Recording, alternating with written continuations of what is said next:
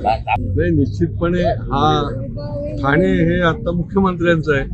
महाराष्ट्राचे मुख्यमंत्री ठाण्याचे आहेत, माननीय एकनाथ शिंदे साहेब, आणि त्याच्यामुळे स्वाभाविकपणे ठाण्याकडे लक्ष लागलेलं आहे.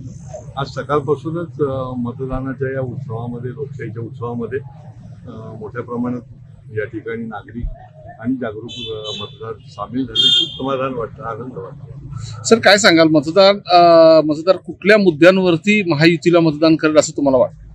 नाही, ठाणेकर हा जागरूक आणि खूप सुज्ञ आहे, आणि त्याच्यामुळे वेळोवेळी त्यांनी त्या निवडणुकांमध्ये विकासाला मतदान दिलं. बाकी कुठल्याही नरेटिव्हना त्यांनी मतदान केलेलं नाहीये, आणि त्याच्यामुळे त्यांना हेही जाणीव आहे की केंद्रामध्ये विश्वगुरू नरेंद्र मोदीजींचं सरकार आहे.